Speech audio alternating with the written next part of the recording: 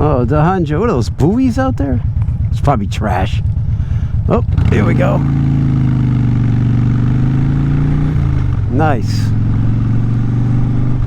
Yeah, oh, back in that little plaza there, we're on Route 109 going through Millis, Massachusetts. There's a little bakery called Twist.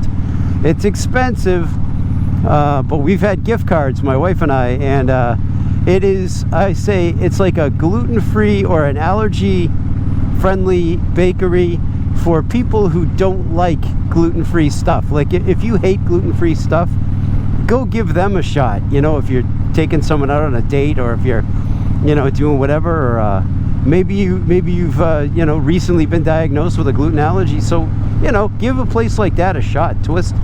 They make food that's actually good food, and you kind of forget that it's all gluten-free. You know what I mean?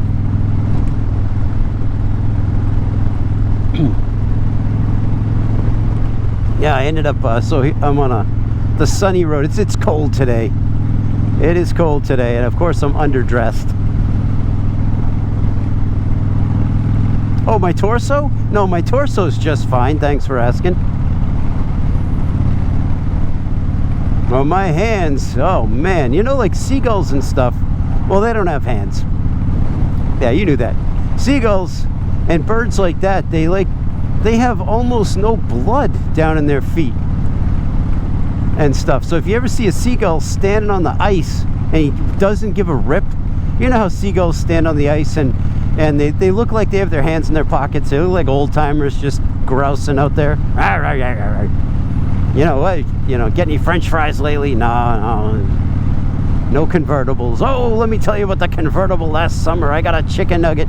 Anyway, you know, yeah, seagulls. But I am not a seagull. I do enjoy a good seagull aloft against a black thundercloud when the sun is at your back, illuminating the white and silver bird against the flashing lightning in the background. I do enjoy a seagull. They are a cool bird. They get absolutely ignored in our area. You know, if they're not coming down after your French fries, like right out of your hand, people don't even look at them. They just don't even acknowledge them because they're just everywhere. Not so much like here. I'm in Millis, so I'm a little bit inland, and so nah, you're not going to see a lot of seagulls. You'll see one once in a while, but why did I bring it up? Oh yeah, because they can stand on the ice and I can't. That's why my hands are turning into something like 3D printed and left in the freezer. I'm not sure these hands are supposed to open. They're like G.I. Joe hands. This is the shape they have. You can squeeze them over the handlebars, you know, and if you're lucky you can rotate the wrist without snapping it, so you can ride your motorcycle. That's about it. What do we have here? Oof, a pothole. Thanks, sign, for distracting me. That was back in there, I think.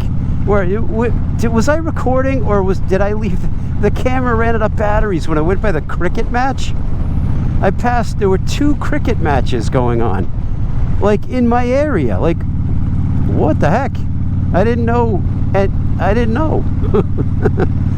I know pickleball is like fast becoming a thing, or maybe it's blasé by the time this comes out. It's a beautiful car, but no, yeah, cricket.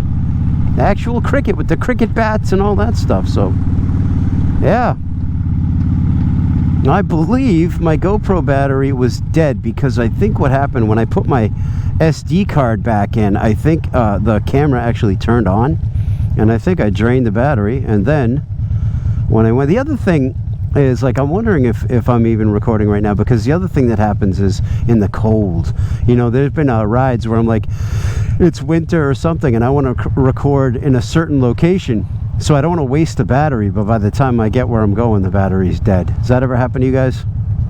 And I'm like, I should have just recorded nonsense and had at least that for some time in the winter when I haven't been able to ride for a month because of the snow.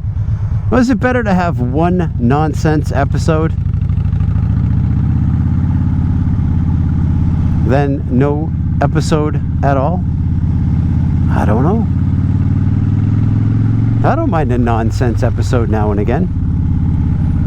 I mean, some of my favorite episodes out there, you know, Kraken's Garage and Adventures, when he goes on a tangent and he's like, you know, it wasn't really what he wanted to talk about, but he just kind of talked about something kind of like a throwaway. But some of those are my favorites. I mean, not of my own. I'm talking about like the real deals. I don't know. You ever put an episode out there and then delete it later? I don't think I've done that yet. I've definitely said things that I've had to like retract or recant. You know, my whole daylight savings spiel of a couple of years ago, you know, when I had all the facts that were taught wrong. So I had to then like go back and say, hey, look, it said it straight. I didn't recant the earlier episode. I just took it as a learning opportunity. Man, I'm getting all fogged up here. The guy with a Harley shirt going into the bank. There's a metaphor there, I'm sure. Oh, and the door is locked. Yep, that's definitely a metaphor for owning a Harley Davidson. That's it. That's why I had this episode. Yeah, he finally got in. But yeah, I've always said, yeah, man, something happens to this bike, dude, I can't get another one because I have a wife and kids now. I can't afford it. I can't afford a Vespa. You know, what am I gonna ride if the Bug Smasher goes down, you know? I don't know. I really enjoy Harley Davidson. I'm not a snob about it. These are the bikes I heard growing up and down my street. This is the bike my first and only bike, and I love it. I love riding it. I ride it better every year because I'm getting more and more used to it after all this time. And I don't want another bike. I want another bike, but I don't want a replacement bike. You know what I'm saying? So that's kind of like, man,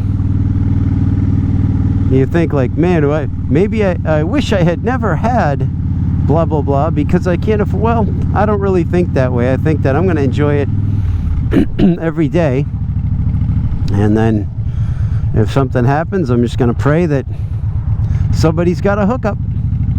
Somebody's got something for sale that fits the old budget. You know what I mean?